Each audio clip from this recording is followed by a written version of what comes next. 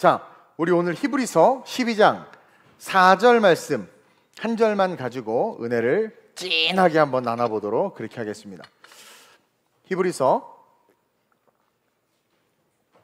12장 4절입니다. 딱 한 말씀입니다. 합독합니다. 시작. 너희가 죄와 싸우되 아직 피 흘리기까지는 대항하지 아니하고.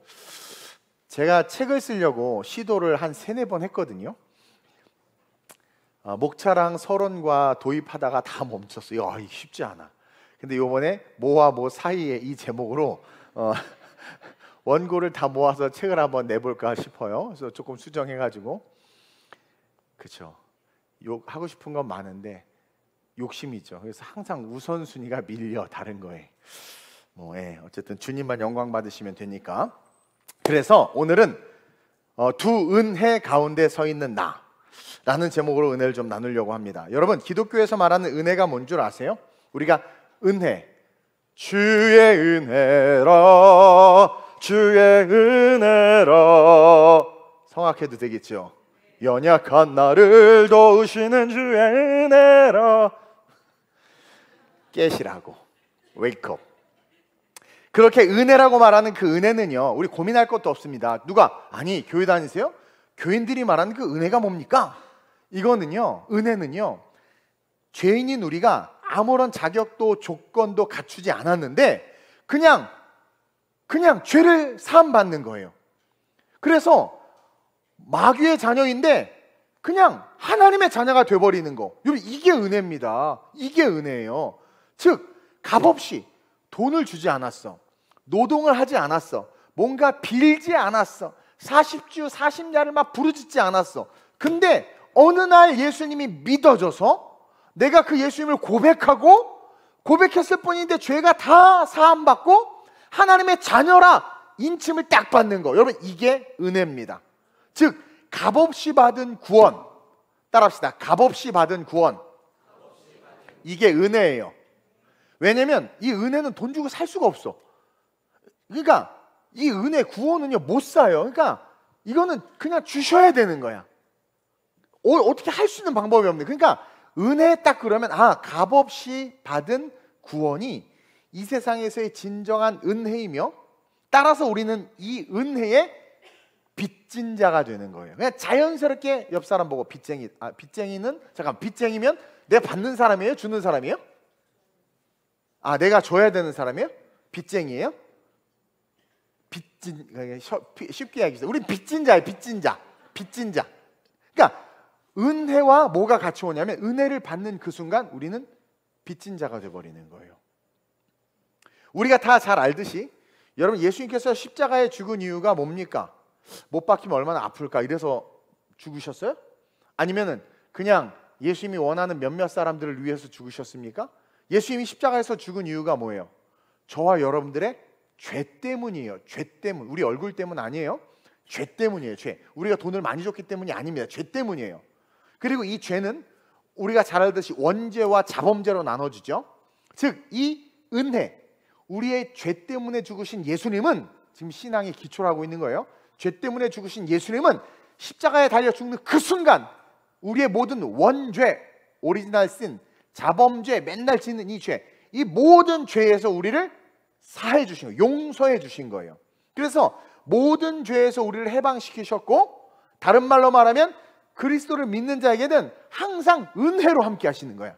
그러니까 여러분들 십자가에서 딱 죽으신 예수를 믿는 순간 원죄와 자범죄가 딱 사라져요.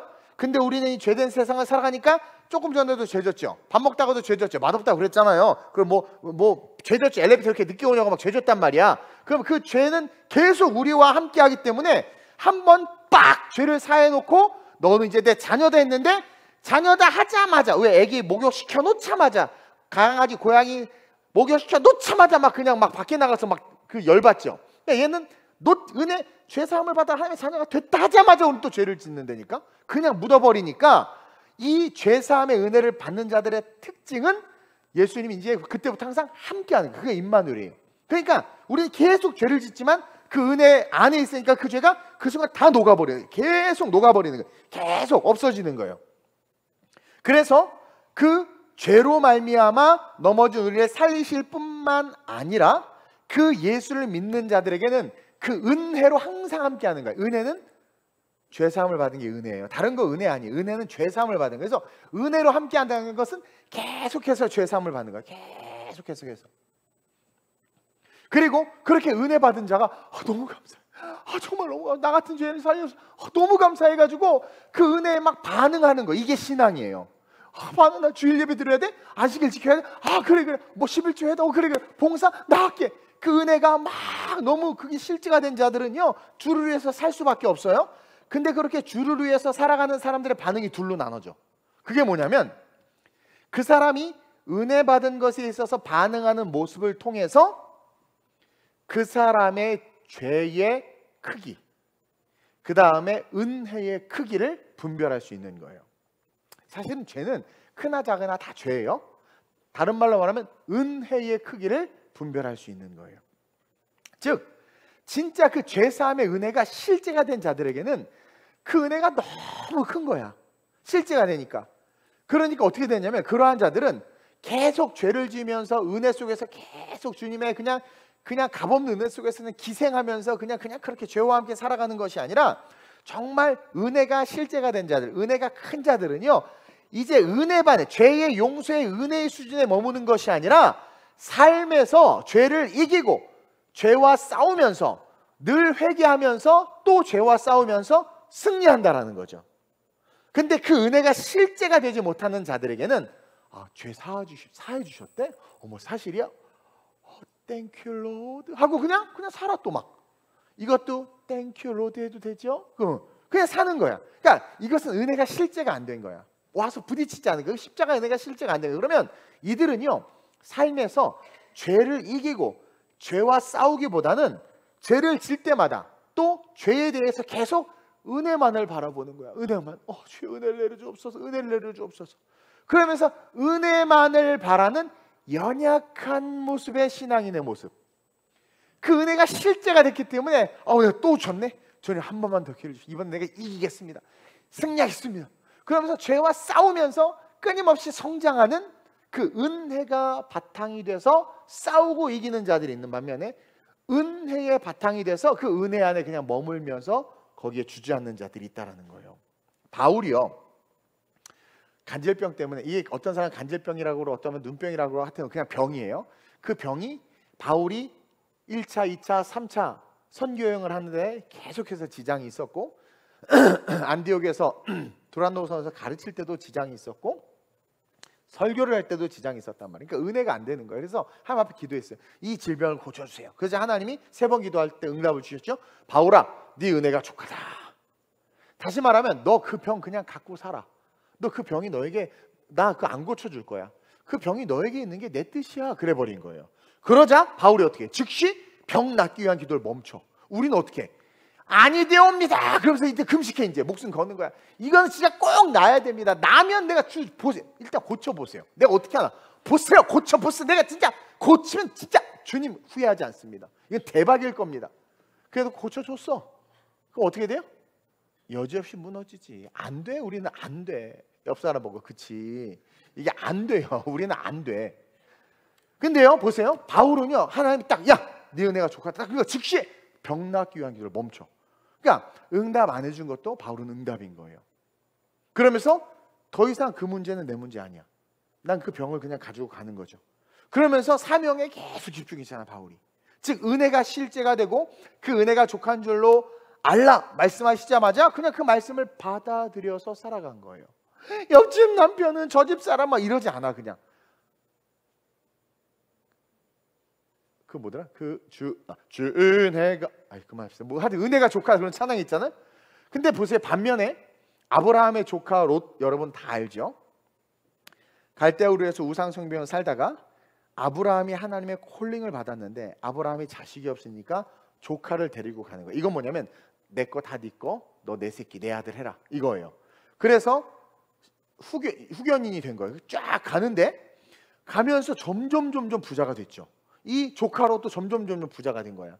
근데 광야길이 너무 험하니까 어느 날 저쪽 오른쪽 땅을 딱 보니까 여호와의 물된 동산 같은 아름다운 녹지와 함께 아름다운 성벽과 함께 아름다운 도시가 있는데 이름하여 소돔과 고모라라는 도시예요.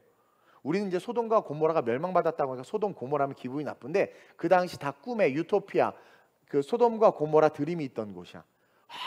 그러는 거예요. 그래서 글로 갔어.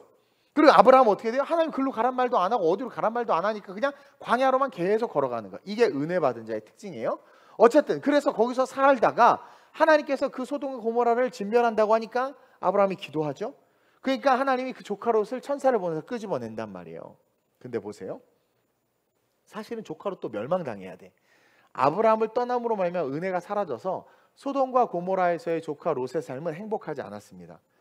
그는 우울증에 또 여러 가지 공황장애, 그 다음에 여러 가지 어떤 삶의 디플레스로 힘들어 했었어요. 그건 뭐 행과 행, 자간과 자간에 나오고 이스라엘 역사 속에 나와요. 근데 그러던 어느 날 천사들을 만나서 영접하니까 신이 난 거예요. 근데 이제 천사들이 막 말을 해요. 너 여기 하나님이 멸망한데 건져내줄게. 그러면 얼마나 감사합니까?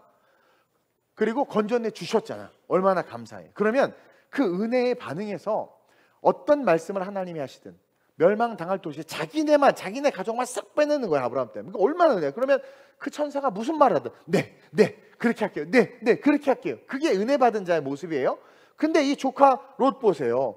자, 창세기 19장 15절에서 20절 한번 읽어봅시다. 시작. 동틀 때에 천사가 롯을 재촉하여 이르되 일어나 여기 있는 내 아내와 두 딸을 이끌어내라. 이 성이 죄악 중에 함께 멸망할까 하노라. 그러니까 이 성의 죄악 가운데 너희들도 함께 멸망할까 한다.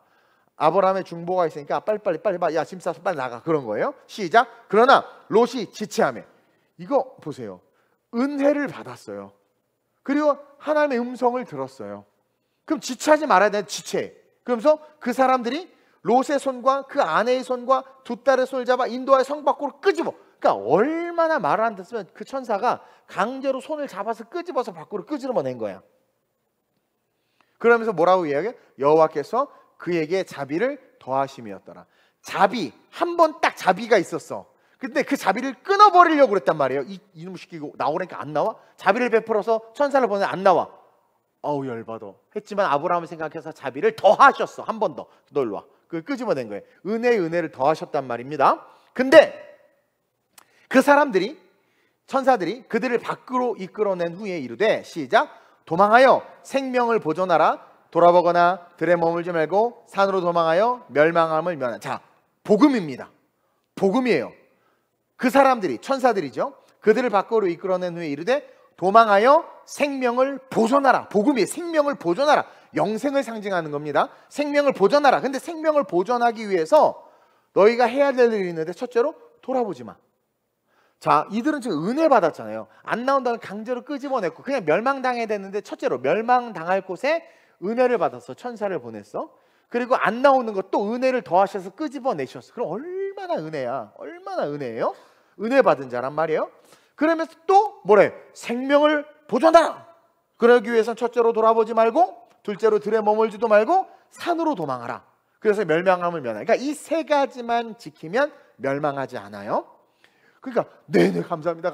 여러분들이라면 지금 막 죽은 물에서 건져냈는데 시키는 거 안 하겠습니까? 감사합니다. 그러면서 막 달려. 야 딸들아 빨리 달려가. 아빠 나 못 달려. 지금 빨리 달려야 돼. 가래잖아요. 뭐 이렇게 해야 되는데 지금 하는 꼴을 보세요. 자, 복음 앞에서 자기네들에게 진짜 값없이 은혜가 부어진 거지. 값없이. 근데 그렇게 복음의 은혜를 받고 멸망하지 않고 생명을 누리는 은혜를 받았는데 그 하나님의 말씀 앞에서 뭐라고 그러냐면 시작. 롯이 그들에게 이르되 내 주여 그리마옵소서. 주의 종이 주께 은혜를 입었고 주께서 큰 인자를 내게 베푸사 내 생명을 구원하시오나. 나 살리려고 하시는 거 내가 아는데 이거예요. 계속 내가 도망하여 산에까지 갈 수 없어요. 다리가 아파요. 우리 딸내미 다리 상해요. 막 이런 거예요. 그러면서 뭐예요? 두렵건대 재앙을 만나 죽을까 하나이다.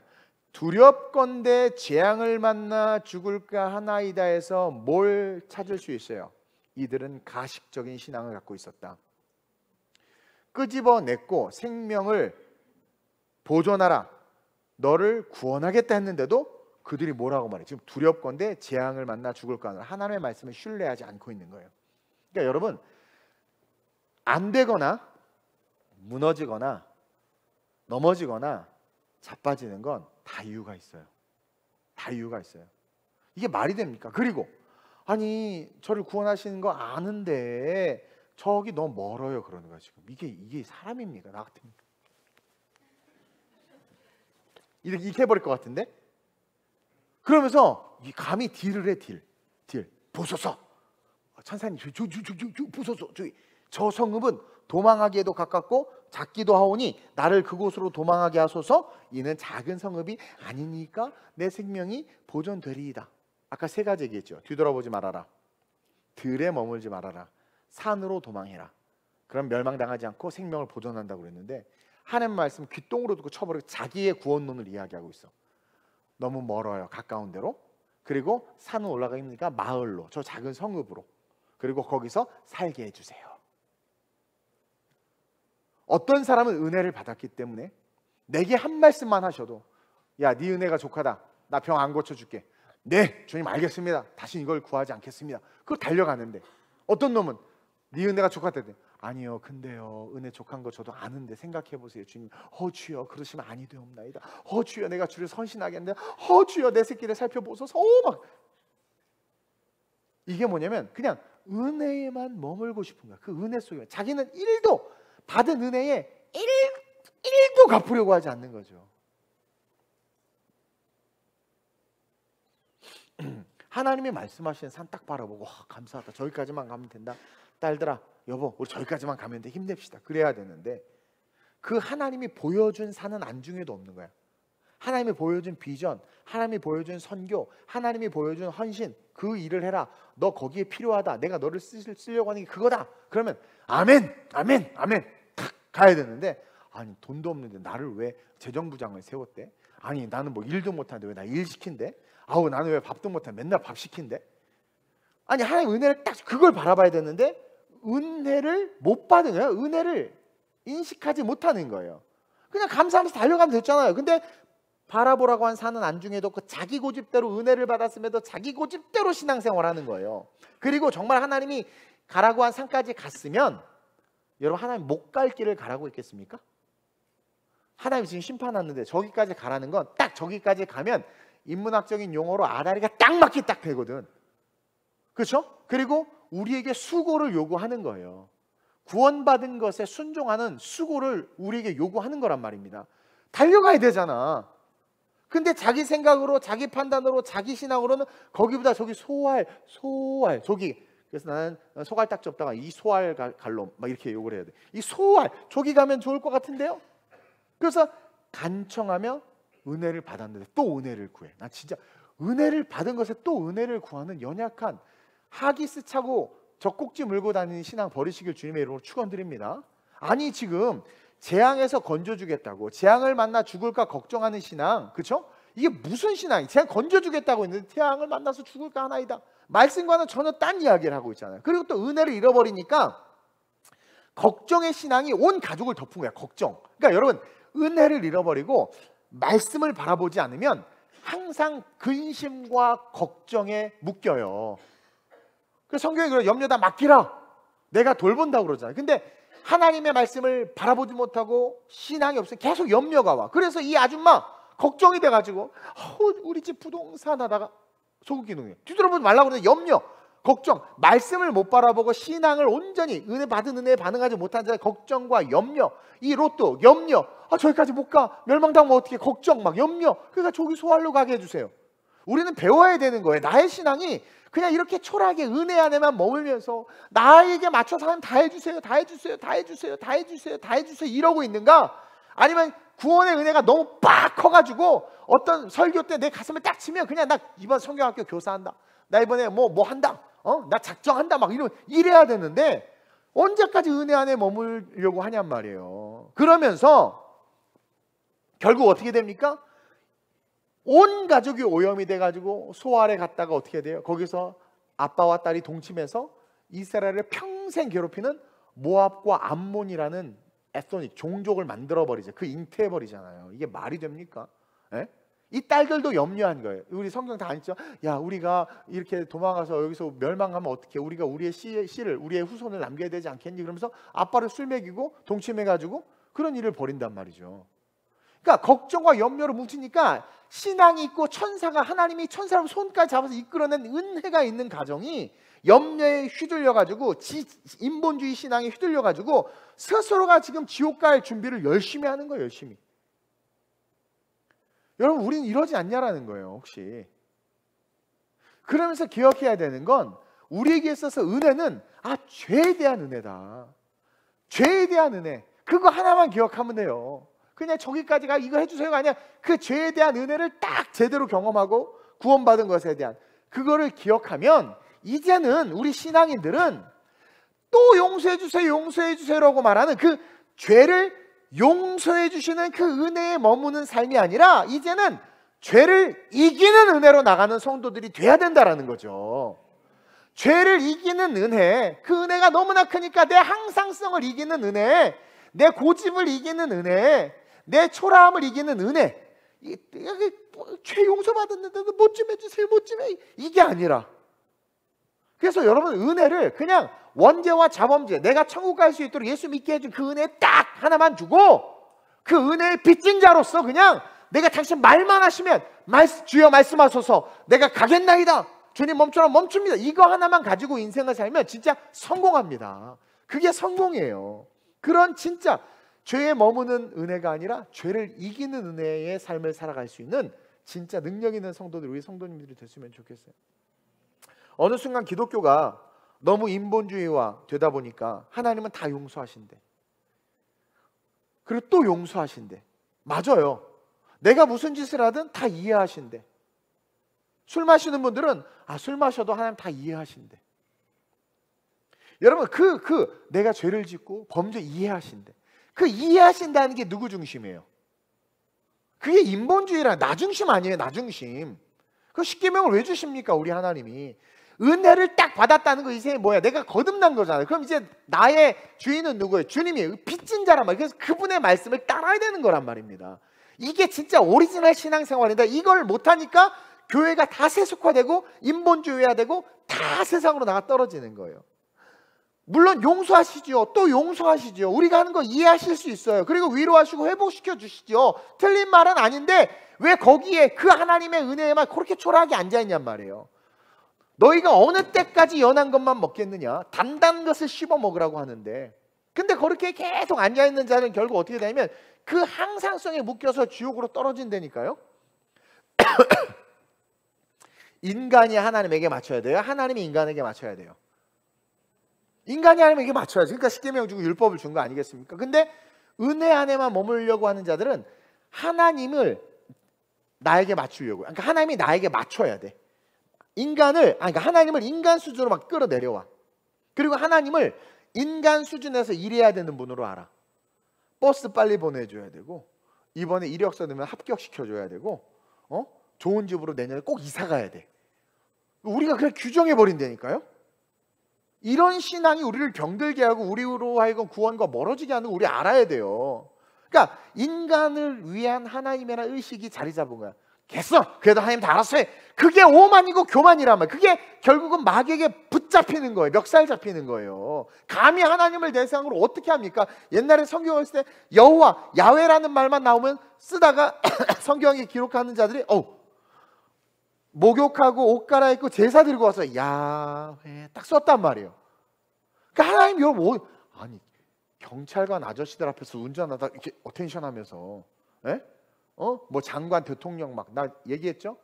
그 교육 가면 나 하여튼 뭐 육성이 뭐 온다 그러면 맨날 마룻바닥 초등 국민학교 이게 딱 대통령 온다 그러면 난리 나잖아. 근데 감히 하나님을 상대하는데, 하나님, 하나님, 나만 좀 해줘 막. 이게 뭐야 도대체? 그래가지고 지금 전 세계 교회가 젖 먹는 교회야, 젖 먹는 교회. 그러니까 양이 이리가 와가지고 이 젖 먹는 어린 양을 다 잡아먹어, 다 잡아먹어. 든든한 양이 없어. 그 양떼를 지키는 세파트가 목사인데, 목사도 양이 돼버렸어. 양. 아버지 이러고 있어. 아니 이건 뭐 좀 그런데 뭐 그냥 우스갯소리 돼요. 교회를 개척해 놨는데 이제 소망을 가지고 개척을 딱 했어. 그러면 이제 어떻게 해야 돼요? 이 성중에 가득 차고 열심히 전도하고 해야 되잖아. 근데 개척하자마자 전도는 계속 기도만 해. 아버지 보내주세요. 아버지 보내주세요. 내가 약했는데 금식하면서 아니 나가서 전도를 해야지. 자기 이렇게 보내주세요. 오 보내줄지어다. 오 올지어다. 막 전도하라고 전도. 성령님이 귀에 너가 나가서 전도 좀 하렴. 이게 안 들리나? 근데 계속 기도만 하고 이게 잘못된 영성. 그러니까 오늘 한국교회에서 말하는 영성은 그냥 신비주의. 기도하면 다 되고 기도하고 행동해야 돼요. 여러분들 정말 은혜를 받았다면 죄사함을 받고 구원을 받았다면 이제 다시는 넘어지지 않고 쓰러지지 않고 하나님의 뜻대로 서기 위해서 노력하며 싸우는 신앙. 이것이 진짜 은혜 안에 있는 신앙이에요. 근데 죄와 싸우기 위해서 1도 노력하지 않고 늘 주저앉는 자리에서 하나님만 불러대고 있는 신앙. 다시 우리는 내 죄를 용서해 주시고 나에게 영원한 천국의 은혜를 주신 그 하나님을 다시 한번 바라보고 그 하나님께 딱 꽂혀야 돼. 오늘 본문 보세요. 바울이 뚜껑이 열려서 너희가 죄와 싸우되 아직 어떻게? 피 흘리기까지는 대항하지 아니하고 은혜 안에만 머물려고 하는 거야. 자꾸 머물려고 하는 거야. 자꾸 주저앉으려고 하는 거야. 그러니까 징계를 받는 거예요. 죄에 대해서 어떻게 하라는 거야? 피 흘리기까지 대항하라는 거죠. 내가 언제까지 아니 다 큰 대학생이 엄마 밥 그럼 또 그 엄마 보고 어이구 내 새끼 엄마 나 수강신청 어떻게 해? 같이 가자 엄마가 해줄게. 교학상 어떻게 하는 거야? 뭐 이게 말이 됩니까?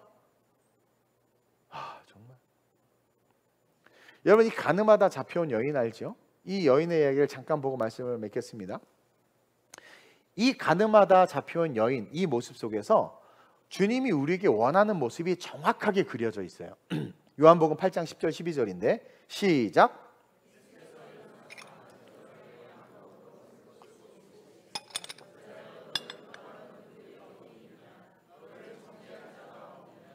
대답하되 주여 없나이다. 예수께서 이르시되 나도 너를 정죄하지 아니하노니 가서 다시는 죄를 범하지 말라 하시니라.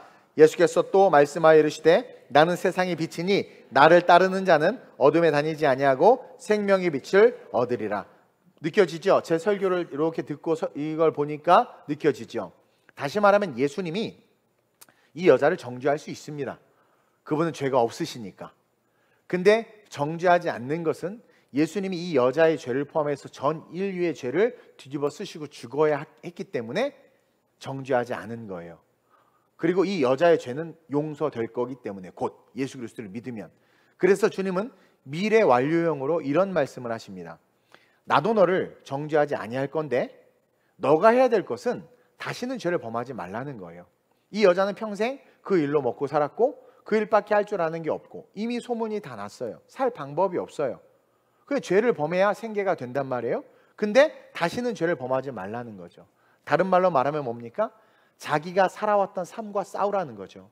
자기가 익숙한 것과 싸우라는 거예요. 자기가 늘 죄짓던 것, 늘 비난, 비평, 불평하고 남의 지갑을 털고 남을 험담하고 싸우고 때리고 막 하여튼 나쁜 짓 하고 사기치고 이중장부 쓰고 그게 너무 익숙하거든. 근데 그 익숙한 것과 싸우라는 거예요. 그러면서 우리에게 격려와 함께 소망의 말씀을 이어서 주시는 게 예수께서 말씀하여 이르시되 나는 세상의 빛이니 나를 따르는 자는 어둠에 다니지 아니하고. 여기서 뭘 깨닫습니까? 그 은혜를 바라보면 그 빛이신 예수 나에게 주신 그 은혜를 바라보면 어둠에 다니지 않게 된다라는 거예요. 그리고 그 은혜를 바라보면 생명의 빛을 얻게 된다라는 것. 이건 뭐냐면 New Life. 전과는 다른 New Life, 새로운 삶이 된다라는 거예요. 그러니까 항상성이 아니라 가능성의 삶으로 바뀌는 거예요. 그러면서 결론적으로 예수님이 우리에게 하고 싶은 말씀이 뭐였냐면 죄를 이기는 은혜도 있다. 이거 알라는 거예요. 죄를 용서해주는 은혜도 있지. 근데 너네 그거 아니? 너의 인생에 죄를 이기는 은혜도 있어. 그러니까 너는 죄를 이길 수 있는 존재야. 이걸 조금 확장해서 말하면 너는 사단의 괴계와 어둠의 진을 파할 수 있는 존재야. 네가 그냥 너 수준에서의 죄에 맨날 넘어지고 그 죄를 이기는 수준이 아니라 너희 가정의 분열을, 너희 인생의 묶음을 주고 있는 그 악한 진들. 그래서 우리가 기도할 때 예수의 이름으로 묶임을 받아, 혹은 예수의 이름으로 그 묶음을 풀고 떠나가라 그런단 말이에요. 마귀는 묶어요. 거라스병의 귀신들 그 젊은이를 묶었고, 그렇죠? 그 계집 여종을 바울이 고친 귀신들 여자를 묶었고. 여러분 그거 아세요? 물질에 계속 묶이는 사람은 그 어둠의 영이 있어요. 이게 세속을 추구하고 거짓을 탐하고 세상의 문화를 겸하면서 신앙생활하면 거기에 마귀가 그 또아리 진이라고 그러고 딱 이렇게 검은 게 곰팡이가 그 욕실벽에 딱 붙어버리는 게 있단 말이에요. 근데 어느 날 보면 그대로인 것 같은데 조금 커져. 아니 몰라, 아주 자세히 커져. 언제 이게 커졌대? 되게 오래 걸리거든. 근데 그 진은 딱 붙어가지고 옥시 싹싹을 뿌려도 이게 밀지 않으면 안 내려가더라고. 공감이 안 되네. 욕실 청소 좀 하셔요. 청소들을 안 하시는구만. 그것처럼 진이 있다라는 거예요. 거기에 묶이면 안 돼. 그래서 얘들아, 너네는 은혜는 이미 받았어. 죄의 용서의 은혜. 또 다른 은혜, 또 다른 차원, 성장. 그 여인에게 그러는 거야. 다시는 죄 짓지 말아라. 이건 뭐예요? 죄를 이길 수 있는 은혜도 너희에게 있어. 그건 뭐예요? The power of God. 하나님의 힘이에요. 죄를 이길 수 있는 은혜도 너희에게 있어. 그래서 여자야, 다시는 죄 짓지 마. 다른 말로 하면 여자야, 죄를 이기는 은혜가 너에게 있어. 이제 그걸 좀 써볼래? 그게 뭔데요? 빛인 나를 따라오면 돼. 그게 뭐냐? 말씀대로 살라는 거죠. 그래서 말씀대로 살면 그냥 죄가 이겨져. 이게 은혜예요. 그러니까 말씀대로 살면. 그럼 여러분 딱 스스로 진단이 되죠. 나 왜 죄를 못 이기지? 말씀대로 안 살아서. 말씀대로 죄를 이겨요. 그래서 먼저는 자기 자신에 대한 죄를 이기게 되고, 이웃과 지체에 대한 죄를 이기게 돼. 그리고 세상에 대한 죄를 이기게 돼. 자, 자기 자신에 대한 죄를 이기는 순간 성령의 충만함을 받아요. 영적 성장이죠. 이웃과 지체에 대해서 죄를 이기는 게 뭐예요? 선을 베풀고 가난한 자를 돌보는 주님의 사역을 감당하는 거죠. 그리고 세상에 대해서 죄를 이기는 건 하나님 나라를 확장해 가는 자가 된다는 거예요. 그래서 바울은 이야기하는 거예요. 너희가 죄와 싸우되 아직 피 흘리기까지 대항하지 아니했지. 이제 대항하는 자들로 일어나라. 그러면 대항하는 건 뭡니까? 아까 그 여인에게 얘기했듯 나는 세상의 빛이니 나를 따르라. 그래서 우리가 말씀대로 살아야 되는 거예요. 말씀대로 살아야 죄를 이기는 은혜가 있어요. 말씀대로 살아야 성장의 은혜가 있고, 말씀대로 살아야 하나님의 나라를 확장할 수 있을 뿐만 아니라 주님 오셨을 때 따라합시다. 칭찬받을 수 있는 거예요. 그래서 두 은혜 가운데 서 있는 나, 어린아이처럼 징징대고 있었다면 이 시간 회개합시다. 그리고 우리가 짧지만 여러분들이 인사이트 있게 이 말씀을 받았다고 믿습니다. 이제 나에게 죄를 이길 수 있는 은혜가 있구나. 그렇다고 괜히 마귀새끼 무당집 찾아가서 한번 싸워보시, 이게 아니야. 죄를 이길 수 있는 은혜의 시작은 빛이신 예수를 쫓아가는 거예요. 그러니까 여러분들 힘들잖아요. 이거 막 쫓아가는 거. 그걸 쫓아가는 게 죄를 이기는 거예요. 그래서 제가 말씀으로 그렇게 설교하는 거고, 아프지만, 여러분들이 아프지만, 재밌는 건 다 아프대. 근데 그거 아세요? 설교하는 나도 아파. 준비한 나도 아파요. 그렇지 않으면 내가 어떻게 해? 이거 그거 잘 모르나 본데 엄청 회개해요. 저도 맨날. 근데 아픈 게 은혜야. 아파야 청춘이다. 아파야 청춘이야. 그리스도 안에서 건강한 거야. 청춘은 건강, 젊음을 상징하거든. 우리 이빠이 아픕시다. 아파. 이빠이 아파. 그래서 어떻게? 이 아픔을 통해서 죄를 이기는 은혜로 그로써 성장하는, 같이 성장하는 거예요. 피차 성장하는 거예요. 못 묻은 게 나무라고 있는 게 우리의 삶이에요.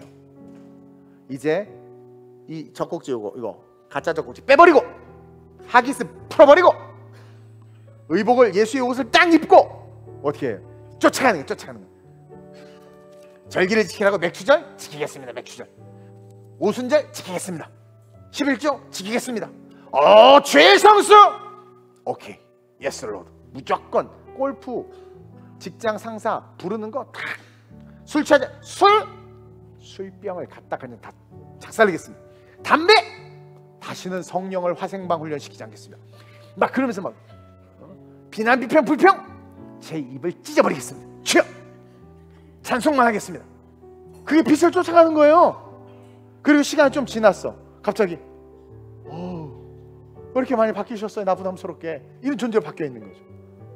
죄를 이기는 자가, 그냥 뭘 이기로 막 싸운 게 아니라 그냥 걸어갔는데 얘는 이기는 자가 돼 있는 거야. 이기는 자가 돼 있는 거야. 아, 멋있지 않아요? 그게 사도행전에 나오는 초대교회 성도들이었단 말입니다.